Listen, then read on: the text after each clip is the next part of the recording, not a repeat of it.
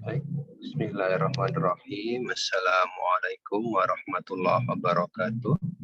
Yang saya hormati dan banggakan mahasiswa pertukaran mahasiswa MBKM, Merdeka Belajar Kampus Merdeka, dimanapun Anda berada. Di sini hari ini izinkan saya Asani Taufim selaku asisten dari Bu dosen kita bersama, Ibu Kartika Rose Ramadi SIMM, untuk menyampaikan materi hari ini, yaitu mengenai Ziswafnomik, peranan penting Ziswaf dalam konteks perekonomian. Ya. Sebelum kita awali, mari kita awali perkuliahan hari ini dengan Al-Fatihah, supaya bisa menjadi lebih keberkahan. Syafaati Rasulullah Sallallahu Alaihi Wasallam. Al-Fatihah. A'udzubillahi minasyaitonirrajim. Bismillahirrahmanirrahim. Alhamdulillahi rabbil alamin arrahmanirrahim maliki yaumiddin. Iyyaka na'budu wa iyyaka nasta'in ihdinas siratal mustaqim. Siratal ladzina an'amta 'alaihim ghairil maghdubi 'alaihim waladdallin. Amin. Baik, untuk materi hari ini saya diamanahi oleh dosen kita, Ibu Kartika, untuk menyampaikan pengayaan materi tentang Ziswafnomik, bagaimana peranan Ziswaf, yaitu zakat, infak, sedekah, dan wakaf dalam perekonomian, yang tentunya nanti bisa dikaitkan dengan mata kuliah ini, yaitu manajemen strategi. Pertama, kalau kita lihat di sini dalam segi bahasa, secara bahasa zakat berarti an-numu wa az-ziyadah, tumbuh dan bertambah. Itulah mengapa Allah selalu meminta kita, mewajibkan kita untuk melakukan dan melaksanakan ibadah zakat ini. Pertama disebutkan dengan makna at-toharoh atau suci, dan al-barokah atau berkah. Zakat dalam pengertian suci di sini adalah dengan berzakat, maka kita akan membersihkan diri kita, jiwa kita, dan harta kita. Dan seseorang yang mengeluarkan zakat, berarti dia telah membersihkan diri baik secara fisik dan jiwanya dari penyakit kikir, pun demikian hartanya juga akan bersih dari hak-hak orang lain. Ya. Maka kalau kita lihat dasar hukum zakat, kita bisa perhatikan pada Quran surat At-Taubah ayat 103 di sini ya. A'udzubillahi minasyaitonirrajim. Bismillahirrahmanirrahim. Uzmin amwalihim shadaqatan tutahhiruhum wa tuzakkihim biha wa sholli alaihim. Inna sholataka sakanun lahum wallahu sami'un alim. Bahwasanya Allah berfirman dalam Quran surat At-Taubah ayat 103 ini ya. Ambillah zakat dari sebagian harta mereka, karena dengan zakat ini kamu membersihkan dan mensucikan mereka, dan mendoakanlah untuk mereka. Sesungguhnya doa itu akan menjadi ketentraman bagi jiwa mereka, dan Allah Maha mendengar lagi Maha mengetahui. Jadi ini dimaksudkan dengan zakat, maka dirinya akan bersih dari sifat kikir, dari sifat hubbud dunia, mencintai yang berlebihan terhadap dunia dan harta benda. Dan dengan zakat akan menyuburkan sifat-sifat kebaikan dalam hati, berkembangnya harta benda mereka, dan sebagainya. Ya. Maka di sini beberapa hukum zakat, saya singkat saja, insya Allah sudah diajarkan di kampus masing-masing. Pertama kita lihat di sini zakat adalah kepemilikan sempurna, jadi dimiliki sepenuhnya oleh si wajib zakat tadi.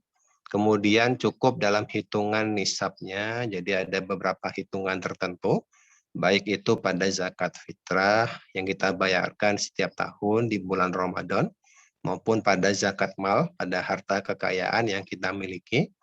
Yang ketiga, melebihi kebutuhan pokok. Jadi pada intinya Islam tidak meminta kita untuk menghabiskan seluruh harta kita, tapi ada hitungan-hitungan tertentu. Jadi ada nominalnya, kebutuhan pokok kita penuhi dulu, Maka selebihnya itulah yang kita infakkan, kita zakatkan di jalan Allah. Keempat, bebas dari hutang. Maka tadi dikatakan secara kepemilikan sempurna, harta itu milik pribadi, bukan pinjaman, bukan hasil hutang piutang. Baru itulah yang dihitungkan wajib zakatnya. Kelima, ada haulnya, yaitu bagaimana waktu untuk mengeluarkan zakat tersebut. Zakat fitrah sudah jelas, jadi di bulan Ramadan sebelum terbitnya fajar di tanggal 1 Syawal. Ya. Sedangkan pada zakat mal itu bisa dihitung masing-masing setahun sekali misalnya. Maka kemudian harta itu berkembang, maka disebutkan kekayaan itu dengan sengaja punya potensi untuk berkembang.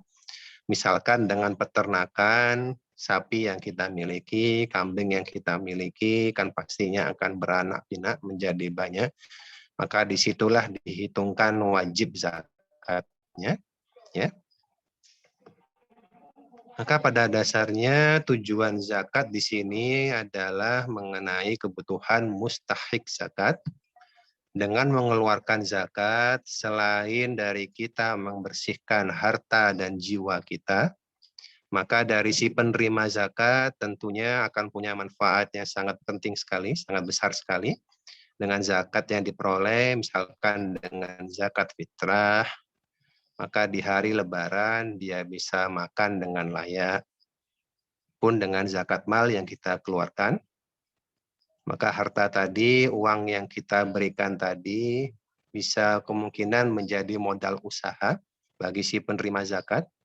Maka kemudian dia bisa keluar dari kemiskinannya. Itulah, maka dikatakan dalam jangka panjang diperlukan pembinaan dan manajerial skill sehingga si mustahik tadi bisa berubah menjadi muzaki. Dari yang menerima zakat bisa menjadi wajib zakat. Ya. Maka berikutnya kita lihat di sini beberapa hukum zakat di Indonesia. Pertama, peran negara dalam pengelolaan zakat. Kedua, hukum pengelolaan zakat. Dan ketiga, hukum zakat. Kita lihat pertama, tentunya kalau kita melihat bagaimana pengelolaan zakat, kita bisa melihat dari zaman Rasulullah, Nabiullah kita, Nabi Muhammad SAW, bagaimana di masa tersebut beliau sudah mewajibkan zakat kepada kaum muslimin, yaitu disebutkan syariat turun pada tahun kedua Hijriah, jadi tahun kedua setelah hijrahnya Rasulullah dari Mekah ke Madinah. Pada masa itu Rasulullah turun tangan dan mengangkat beberapa sahabat sebagai amil zakat yang diberikan tugas sebagai muzaki untuk wajib zakatnya, menarik zakat. Kemudian didata di Baitul Mal sebelum kemudian disalurkan kepada para penerima atau mustahik. Berikutnya kita lihat pada era berikutnya, yaitu setelah era wafatnya Rasulullah dan Khulafaur Rasyidin. Maka kita lihat pada Khalifah Muawiyah radhiyallahu anhu, zakat dikelola dan dipergunakan melalui Baitul Mal secara nasional, atau kita di Indonesia kita kenal sebagai Badan Amil Zakat Nasional, Basnas ya. Kemudian Umar bin Abdul Aziz pada masa ini dimulainya ijtihad zakat atas penghasilan yang ditetapkan oleh khalifah dan sifatnya wajib. Jadi pada masa itu, pada masa pemerintahan Islam Umar bin Abdul Aziz, masyarakat Islam itu punya kekayaan, potensi kekayaan yang sangat tinggi. Ada beberapa pengusaha, kemudian ada beberapa peternak, memiliki kebun dan sebagainya. Maka dari situlah ditetapkan besaran pajak masing-masing. Kemudian pengelolaan zakat sepenuhnya dilaksanakan oleh waliul amri, ulil amri, yaitu pemerintah yang mana di sini pemerintah punya kekuasaan penuh untuk menarik zakat dari tangan para muzaki. Kemudian kita lihat peranan negara dalam pengelolaan zakat di Indonesia. Dalam sejarahnya, Indonesia pertama kali melakukan pemungutan zakat itu pada masa pemerintahan Hindia Belanda, tepatnya di Kerajaan Aceh. Saat itu Sultan Maulana ya di Aceh. itu memulai penarikan dana zakat untuk membiayai perang dengan Belanda. Sebagian digunakan untuk dana pajak. Pengumpulan dimulai pada masa Sultan Alauddin Riayat Shah tahun 1539 hingga 1567. Maka pada sejarah berikutnya kita bisa lihat di sini beberapa sejarah zakat di Indonesia, pengelolaan dan pendistribusian zakat di Indonesia pada masa pra-kemerdekaan, yaitu pada masuknya Islam di Nusantara. Jadi yang kita pernah belajar pada sejarah ya, mungkin di SMP dan SMA, pada kerajaan Samudra Pasai, itu pertama kali kerajaan Islam di Indonesia. Maka disitulah zakat mulai ada di Nusantara. Kemudian berlanjut pada 1539, pengumpulan zakat oleh kerajaan Aceh untuk membiayai perjuangan melawan Hindia Belanda. Hingga kemudian Belanda melarang. Pada tahun 1892, Belanda melarang dengan keras petugas agama dan pemerintah untuk mengumpulkan zakat, karena mereka tentu khawatir ketika zakat ini bisa dikumpulkan dengan baik, maka Indonesia bisa bangkit dari penjajahan. Maka kemudian Kiai Haji Ahmad Dahlan juga mulai mengorganisasi pengumpulan zakat melalui anggotanya. Kita lihat berikutnya beberapa kebijakan yang muncul di era Orde Baru pada masa pemerintahan Presiden Soeharto. Didirikannya Basis Nasional di Jakarta oleh Gubernur Ali Sadikin. Kemudian Presiden Soeharto sendiri yang mengurus pengumpulan zakat secara besar-besaran, secara nasional. Kemudian terbitnya beberapa kebijakan pemerintah, kebijakan dan keputusan Presiden, perundang-undangan mengenai pengelolaan dan sirkulasi zakat ini. Hingga kemudian kita bisa lihat pada masa reformasi hingga di tahun ini, 2021, zakat terus berkembang sebagai salah satu motor dalam kebangkitan ekonomi di Indonesia. Ya. Kita bisa lihat dari tahun ke tahun di sini pada amandemen undang-undang, pada kebijakan pemerintah, terbitnya PP, peraturan pemerintah, dan Inpres, dan seterusnya ini. Maka di sini kita bisa lihat beberapa model dalam pengelolaan zakat. Model pertama, pengelolaan zakat diakui oleh negara, diakomodasi dalam undang-undang dan bersifat wajib mengikat kepada seluruh muslim di negara tersebut. Ini pada era Rasulullah, Nabi Muhammad SAW. Ya. Pada model kedua di sini yaitu pengelolaan zakat diakui oleh negara, diatur dalam undang-undang, namun tidak bersifat wajib kepada penduduk muslim. Jadi ini dilakukan oleh pemerintahan Arab Saudi dan Sudan. Jadi di sana masyarakatnya diberikan kebebasan untuk menentukan, untuk menghitung sendiri berapa nominal wajib zakatnya. Kemudian yang ketiga, ini sepenuhnya diserahkan kepada masyarakat, walaupun saat ini mungkin sudah tidak ada, tapi zakat ini dikelola secara nasional dengan undang-undang, dengan kebijakan pemerintah yang tegas, baik itu di Indonesia maupun di negara-negara lain seperti Malaysia, Brunei, dan sebagainya.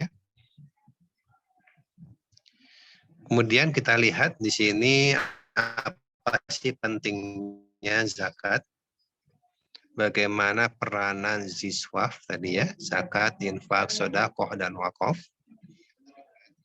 dalam pengelolaan ekonomi nasional. Pertama kita lihat beberapa data di Indonesia, permasalahan ekonomi yang ada. Yang pertama, kesenjangan sosial masih begitu tinggi, dihitung dari rasio Gini, ya, ketimpangan, atau istilahnya yang kaya semakin kaya, yang miskin semakin miskin, itu juga masih terjadi di negara kita. Kemiskinan juga cukup tinggi, di angka 10%. IPM, Indeks Pembangunan Manusia di Indonesia juga termasuk rendah dalam peringkat 110 dari 188 negara di dunia pada data UNDP. Ya. Maka kemudian kita bisa lihat juga Indonesia secara geografis adalah wilayah rawan bencana. Kita sangat rentan terhadap gempa bumi, tsunami, gunung meletus, dan sebagainya. Maka tentu di sini pemerintah Indonesia memerlukan tambahan solusi bagaimana zakat ini jika dikelola secara optimal semestinya akan menjadi solusi yang sangat positif bagi ekonomi Indonesia. Kita lihat di sini agenda pemerintah dalam APBN, yaitu alokasi 5% dana untuk kesehatan, 20% dana untuk pendidikan, untuk perimbangan transfer dana ke daerah, program Keluarga Harapan, program Indonesia Sehat, program Indonesia Pintar, dan hal-hal lainnya. Yang mana tentu hal-hal ini, kebijakan-kebijakan ini, program-program ini tadi butuh dana yang cukup besar untuk bisa dipenuhi, ya. Oke, maka kita lihat tadi setelah zakat, kita masuk pada poin kedua, yaitu infak. Pengertian infak pada dasarnya, kalau tadi zakat kan yang bersifat wajib dan mengikat, sedangkan yang kita bahas setelah ini, yaitu infak, sedekah, dan wakaf, itu sifatnya sunnah muakkad, sangat dianjurkan oleh Allah dan Rasulullah, ya, akan sangat positif dampaknya bagi ekonomi negara. Kita lihat infak secara hukum pengertiannya adalah mengeluarkan sebagian dari harta atau penghasilan untuk kepentingan yang diperintahkan oleh ajaran Islam. Kita lihat dalam Quran surat Ali Imran, Allah berfirman, A'udzubillahi minasyaitonirrajim, Bismillahirrahmanirrahim. Allazina yunfikuna fis-sarra'i wad-dharra'i wal kazimina al-ghaiza wal afina 'anil nasi wallahu yuhibbul muhsinin. Bahwasanya infak dikeluarkan oleh setiap orang yang beriman, baik yang berpenghasilan tinggi maupun rendah, di saat lapang maupun sempit. Kemudian kita masuk pada poin ketiga, yaitu sedekah. Pada dasarnya secara terminologi punya pengertian yang sama dengan infak, termasuk dengan hukum-hukum fikihnya, kaidah fikihnya, dan ketentuannya. Namun kalau kita lihat dalam Quran surat Ali Imran, Allah berfirman, ya, A'udzubillahi minasyaitonirrajim, Bismillahirrahmanirrahim. Lan tanalul birra hatta tunfiku mimma tuhibbun, wa ma tunfiku min sayyin fa innallaha bihi alim. Bahwasanya Allah berfirman, kamu tidak sekali-sekali akan sampai kepada kebajikan yang sempurna sebelum kamu menafkahkan sebagian harta yang kamu cintai, dan apa saja yang kamu nafkahkan, maka sesungguhnya Allah Maha mengetahui. Itulah kenapa dalam Islam kita diminta untuk punya sifat qanaah, ya, bersifat cukup, jangan pernah merasa kekurangan, juga tidak dengan berlebih-lebihan dengan harta kita, karena setiap harta yang kita miliki itu ada hak dan kewajiban yang harus kita bayarkan pada orang lain, ya. Kemudian poin keempat, yaitu di sini mengenai wakaf. Pertama, kalau kita lihat dari segi terminologi pengertiannya, di sini disebutkan wakaf dari segi bahasa berarti menghentikan atau menahan. Dalam artian di sini membukukan hak milik terhadap harta untuk kepentingan umum. Harta yang diwakafkan tidak boleh habis dan juga tidak boleh dijual. Maka itulah kalau kita lihat wakaf di Indonesia, umumnya kita kenal dengan tanah wakaf yang kemudian digunakan untuk pemakaman umum, untuk pembangunan masjid, dan sebagainya. Padahal pada konteksnya, pada konsepnya, wakaf sangat lebih dari itu, ya. Maka di sini syarat wakaf pada hukumnya menyatakan penggunaannya harus sesuai dengan niat si pemberi wakaf. Apakah tadi yang diwakafkan tanah tadi digunakan untuk apa, itu harus sesuai kesepakatan. Maka pahalanya pada wakaf ini jauh lebih besar dan lebih langgeng daripada infak atau sedekah, karena disebutkan pahala wakaf akan terus mengalir kepada wakif, si pengeluar wakaf tadi, ya. Walaupun ia telah meninggal dunia, selama hartanya masih bisa dimanfaatkan. Jadi ketika tanahnya tadi dibangun pada sebuah masjid, dibangunkan pondok pesantren, tentu amaliyah ini akan terus mengalir kepada si pemberi wakaf. Ya. Maka berikutnya rukun wakaf, ada beberapa hal, di sini nanti bisa dibaca sendiri ya. Karena insya Allah di kampus masing-masing sudah diajarkan, saya yakin ya. Jadi kita lanjutkan pada pembahasan berikutnya yang lebih kompleks tentang siswa ini. Bahwasanya Allah berfirman pada Quran surat Al-Baqarah ayat 267. Saya langsung pada artinya saja. Wahai orang-orang yang beriman, nafkahkanlah di jalan Allah sebagian dari hasil usaha kamu yang baik-baik dan sebagian dari apa yang kami keluarkan dari bumi untuk kamu. Ya, hukumnya. Berikutnya juga dengan syarat sah wakaf, ada beberapa poin, 8 poin di sini. Saya skip aja dulu. Ya, maka kita lihat di sini fenomena sedekah atau ziswaf ya, atau tadi disebutkan kita bahas tadi, zakat, infak, sodakoh, dan wakaf. Kita ambil contoh di sini di Amerika. Kenapa saya ambil contoh di Amerika? Karena kan kita ketahui di Amerika sana mayoritas penduduknya beragama non-Muslim, beragama Kristen, Katolik, dan sebagainya. Tapi demikian di sana sirkulasi ziswaf atau disebutkan sebagai filantropi kalau di sana ya, itu juga sangat tinggi sekali. Kita lihat ada kajian Hodgkinson, Nelson, dan Sifak, lebih dari 2/3 rumah tangga melaporkan mereka melakukan amal sedekah. Disebutkan oleh swasta, private giving itu lebih dari 3/4 dan nilainya dikatakan sampai 2% dari total PDB Amerika Serikat. Tentu ini nominalnya sangat besar ya, karena kita tahu Amerika sampai saat ini juga masih menjadi salah satu negara maju di dunia, pun dengan perekonomiannya juga sangat tinggi sekali angkanya. Faktor-faktor utama yang mempengaruhi amal sedekah oleh rumah tangga di sini beberapa hal. Adanya pendapatan personal, keuntungan kapital, afiliasi dengan kelompok religi, dan hal-hal lainnya. Yang mana pada dasarnya ambil contoh di sini, sumbangan yang diberikan 50 dermawan terkaya di Amerika, seperti Bill Gates, Warren Buffett, George Soros, itu dikatakan sampai angka 500 triliun rupiah. Padahal kita yakini, kita ketahui orang-orang tiga ini itu beragama non-muslim, tapi mereka sangat getol, mereka sangat nyaman dalam mengeluarkan sumbangsih dana, sumbangan dana. Ya. Sini tadi Bill Gates dan Warren Buffett disebutkan 40% harta Bill Gates diberikan untuk kegiatan sosial, sedangkan Warren Buffett hingga 80% kekayaan disumbangkan untuk dana sosial.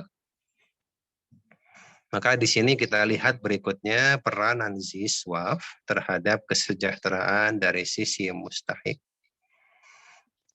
Tentunya kita perlu lihat potensi yang ada di negara kita, di Indonesia. Pada faktanya Indonesia masih menjadi salah satu negara dengan mayoritas penduduk muslim. Disebutkan persentasenya 85% dari warga Indonesia itu beragama muslim. Tentunya di sini pemerintah dengan Bappenas, Badan Perencanaan Pembangunan Nasional, kemudian ada lagi KNEKS, Komite Nasional Ekonomi dan Keuangan Syariah, pada tahun ke tahun sudah mengeluarkan kebijakan, kemudian pilot project dan sebagainya, bagaimana pengaturan yang tepat, pengumpulan dan distribusi zakat nasional. Disebutkan pada penelitian Basnas, potensi zakat nasional tahun 2020 itu di angka 286 triliun. Itu dihitung dengan menggunakan metode ekstrapolasi. Jadi dihitung dari jumlah warga muslim tadi, berapa tingkat pendapatan per kapitanya, maka dihitung berapa potensi zakat yang ada di negeri ini. Ya. Namun faktanya data terkini menunjukkan ada ketimpangan, kesenjangan yang sangat tinggi antara potensi tadi dengan data dana ziswaf yang telah terhimpun. itu hanya di angka 3,7 triliun atau sekitar 1% dari potensi yang semaksimal tadi. Ya. Kita lihat beberapa data jumlah penghimpunan zakat infak sodakoh di Indonesia. Ini saya ambil data lama ya. Kita skip aja dulu. Oke. Maka pada dasarnya peranan institusi zakat dalam aktivitas ekonomi Indonesia itu tidak kalah penting dengan fungsi institusi keuangan Islam yang lain, seperti perbankan syariah, itu sebetulnya tidak kalah penting institusi zakat. Pada dasarnya institusi zakat dalam ekonomi Indonesia diharapkan bisa menjadi faktor stimulus kemakmuran ekonomi Indonesia, mengurangi angka kemiskinan, menciptakan keadilan ekonomi, ciptakan distribusi penghasilan yang merata, dan menjadi jaminan sosial dengan pelayanan yang efektif. Karena kita lihat lagi beberapa hal, yaitu potret kemiskinan di Indonesia juga masih cukup tinggi, apalagi dengan adanya pandemi ya, COVID-19. Telah terjadi 2 tahun terakhir ini, angka kemiskinan itu semakin tinggi pada faktanya, walaupun tidak terlalu diekspos di ekonomi nasional, di secara angka makro. Oke, maka di sini beberapa hal berikutnya tentang potensi zakat. Ada di sini potensi zakat pada tambang emas. Kemudian kita lihat lagi ya. Penghimpunan zakat infak sodakoh perorangan di Indonesia juga secara angkanya sudah cukup tinggi sebetulnya. Namun tentu masih jauh dari potensi yang tadi kita sebutkan sebelumnya. Kita lihat beberapa hal penyebab perspektif sistem ekonomi. Jadi di sini disebutkan pola-pola pengeluaran masyarakat itu masih melambangkan tingkat posisi dalam masyarakat atau strata sosialnya agar mereka menjadi berbeda dengan masyarakat lain. Tentunya kita bisa lihat bahwasanya di Indonesia juga masih banyak ya orang-orang yang kurang begitu paham tentang kewajiban zakat. Oke, maka di sini ada beberapa hal kita bisa lihat beberapa bagan di sini, yaitu membangun indikator kinerja ekonomi untuk melawan sistem kapitalisme. Bahwasanya di sini ada kapasitas zakat, infak, sedekah dengan konsepnya yaitu spiritual capital. Bahwasanya hal-hal spiritual seperti adanya ziswaf, zakat, infak, sedekah, dan wakaf. Ketika hal ini sudah didistribusikan dengan baik, maka bisa menjadi motor kebangkitan ekonomi negara ini. Kita lihat lagi pola konsumsi menurut konsep Islam. Jadi bukan hanya konsumsi yang kita makan sehari-hari, tentunya dana zakat, infak, sedekah, dan wakaf itu perlu dikoordinasikan dengan baik. Yang ada selama ini di Indonesia masih kurang terkoordinir. Sedangkan kalau kita lihat sebetulnya Indonesia sudah punya konsep yang baik dengan adanya lazis, dengan adanya bazis, adanya basnas, baitul mal di daerah masing-masing. Itu semestinya bisa dioptimalkan untuk mengkoordinasi siswa di Indonesia. Karena kalau kita lihat lagi ya, di sini perspektif dalam pemahaman agama, bahwasanya harta yang kita keluarkan di jalan Allah, baik itu pada zakat, membayar zakat, yunfikuna, menafkahkan di jalan Allah, yuridullah, memberikan pinjaman kepada Allah, adapun tijarah, perniagaan dengan Allah, bahwasanya hal-hal ini ketika kita lakukan itu adalah perniagaan dan pengeluaran yang tidak akan pernah rugi. Allah telah menjamin dalam sekian banyak Quran dan suratnya, ya, bahwasanya disebutkan tidak ada kekhawatiran dan tidak bersedih hati bahwa ketika seseorang mengeluarkan harta di jalan Allah itu seperti menanam sebuah benih yang kemudian tumbuh 7 rantingnya, kemudian dari ranting masing-masing akan ada 10 buahnya, jadi dihitung sekitar 70 kali lipat dan sebagainya. Maka kita lihat di sini kelompok tema fenomena sedekah, baik dari kebiasaan sedekah, motivasi, balasan, dan perubahan hidup. Kita bisa lihat banyak pengusaha-pengusaha muslim di negeri ini. Ambil contoh mungkin para pemilik, ada pengusaha pemilik warung Stick and Shake, kemudian Mas Sabtuyari Sugiarto, itu pemilik kedai digital ID. Itu mereka adalah pengusaha-pengusaha yang sangat concern tentang Ziswaf. Bahwasanya mereka menyatakan perubahan hidup yang sangat signifikan setelah mengeluarkan Ziswaf dengan baik. Bahwasanya dengan zakat yang dikeluarkan, infak, sedekah, wakaf yang dikeluarkan, itu akan dikembalikan Allah melalui jalan yang tidak diduga-duga, itu kata mereka. Maka di sini beberapa hal nanti bisa dibaca sendiri ya. Pada dasarnya memang kalau kita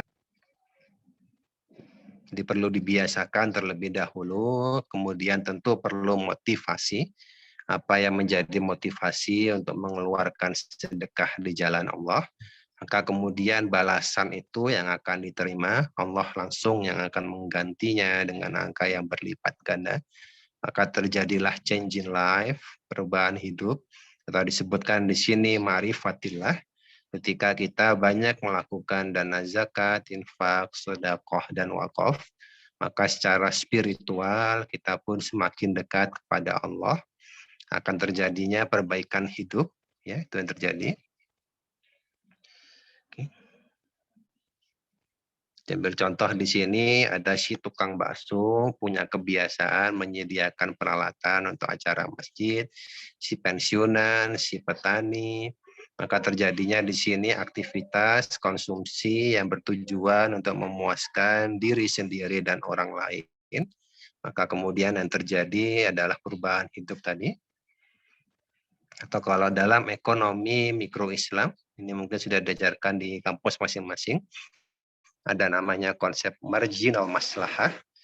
Jadi di satu sisi memang ada pengeluaran tambahan dari aktivitas yang kita lakukan ini, tapi itu tidak akan menjadi sebuah kerugian, akan sangat positif dampaknya baik pada orang lain pun dengan diri kita sendiri.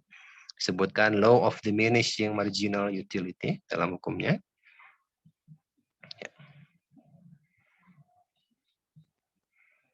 Kita lanjut dulu ya.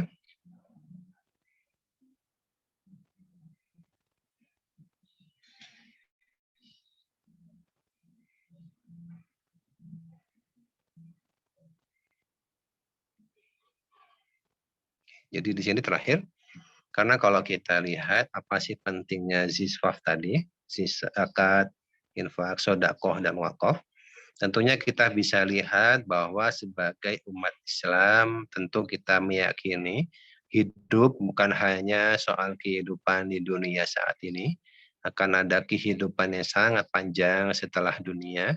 Maka di sini kita perhatikan dari segi keimanan kita kepada Allah, termasuk dalam pengeluaran harta, pun dengan akhlakul karimah, akhlak-akhlak mulia yang harus kita laksanakan.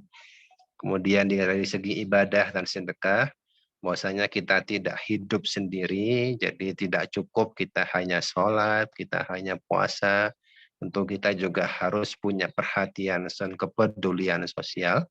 Bagaimana tetangga kita, apakah sudah makan dengan layak, bagaimana teman-teman kita, saudara kita, ya.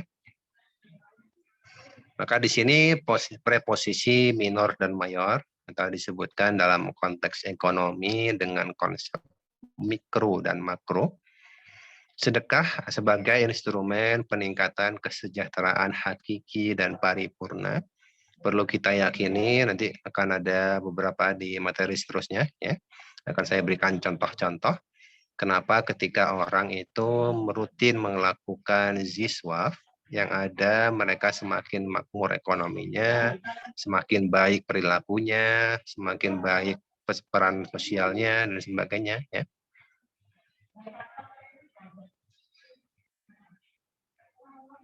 Terakhir, kita bisa lihat di sini pada Quran surat Al-A'raf ayat 96.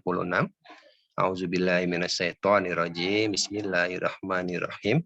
Walau anna ahlal qura amanu wattaqu lafatahna alaihim barakatim minas sama'i wal ardi wa alikaun kazzabu fa'ahuznahum bima kanu yaksibun.